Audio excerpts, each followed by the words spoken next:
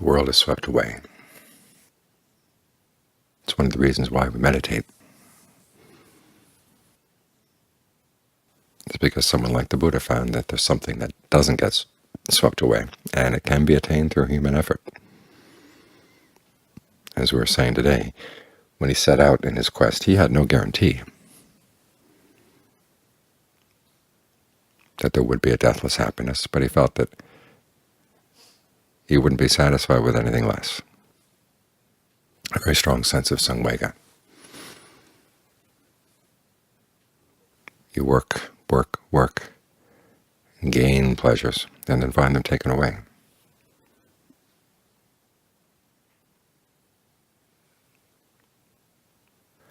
As the Buddha says, there's a passage where he talks about the drawbacks of sensuality, and one of them is that you work really hard, and either you don't gain anything, then say you're a farmer and you plant your crop and it gets wiped out by forces beyond your control, or you do gain the crop that you want and you do gain the profit that you want, and they either got stolen or hateful heirs take it away.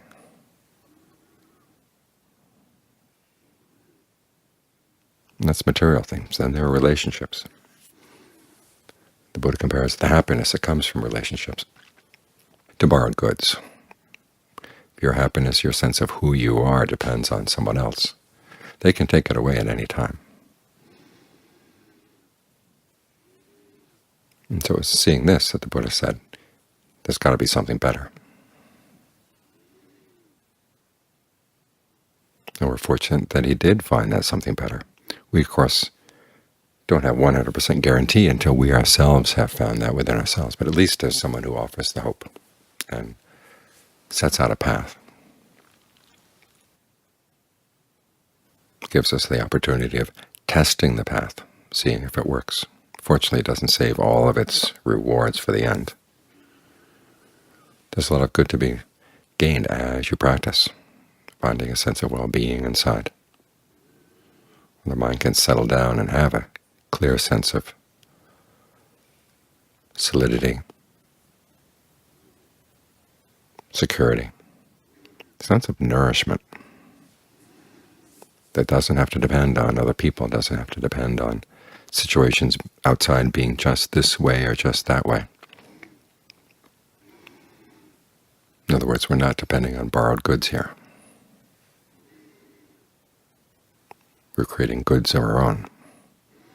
And John Lee has a nice comparison. He says it's like you have a piece of land here,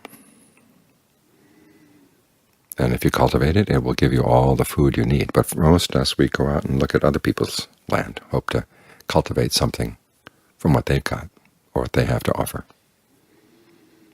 And of course, you go planting crops in other people's fields, they can just take the crops, claim them as their own, run off with them.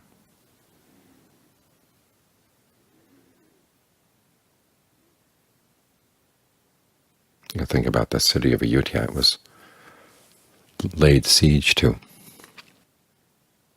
And it wasn't just a city. Inside the city walls they had farms, they had fields, they had orchards. And as a result they were able to withstand the siege for a long, long time.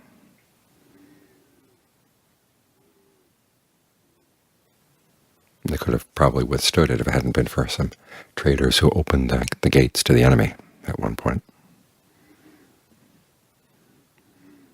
And that's what we do as we try to look for our happiness outside. We're being traders to our own best interest.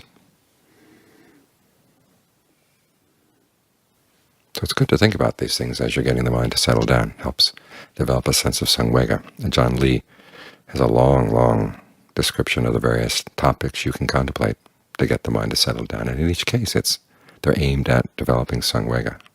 He lists the breath as the last one in that particular list of concentration topics, advising you that you work with the topics that develop samvega first. So you're chastened, realizing that if you're going to leave the breath, you're looking for trouble. Here's a good place to stay. Learn to appreciate it. That's what the pasada is for, realizing that not everything in the world is miserable and not everything gets swept away. Not everything is dependent on other people. You've got the potential here. Here is your land, here your own land. Your own breath is perfectly your breath. No one else can sense it for you. No one else can move in and sense it instead of you. This is your territory. Make the most of it.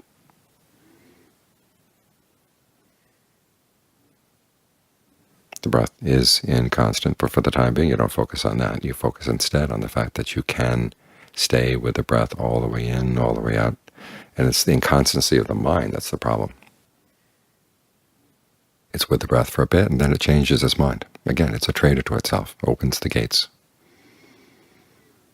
lets thoughts of past, future, sight, sound, smells, taste, tactile sensations, all that business of the world out there, come flooding in. There's a passage where the Buddha talks about how when the mind gets into the first jhana, you stand at the edge of the world.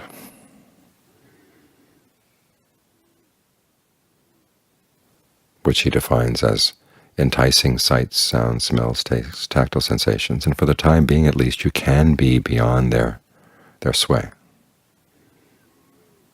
You've got something better here. There's a sense of well-being that's called the pleasure of form, the form of the body as you sense it from within.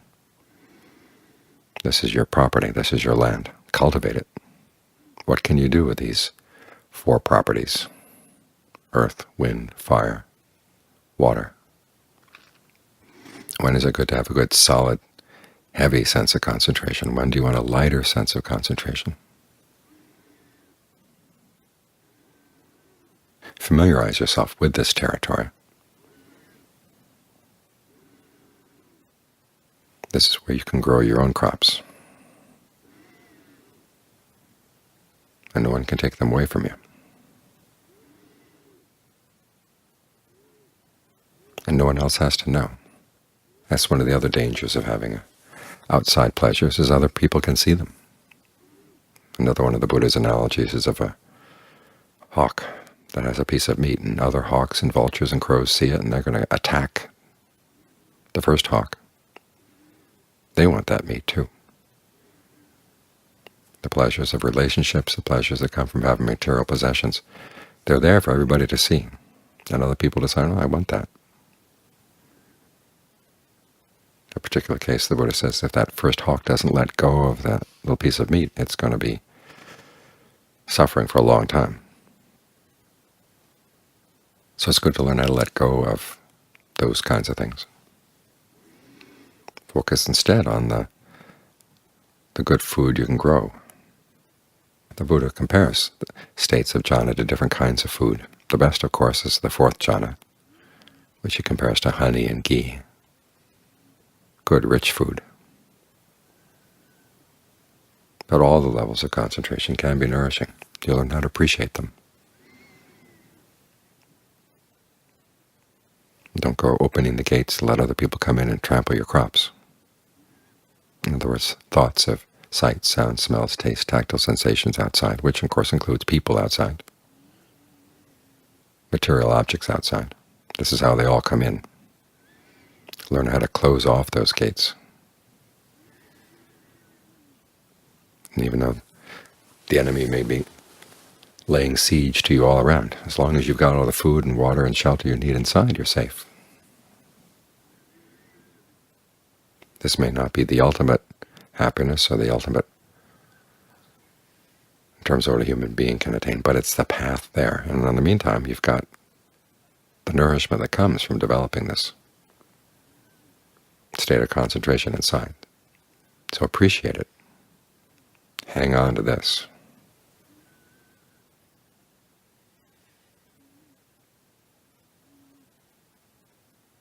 It's the way out.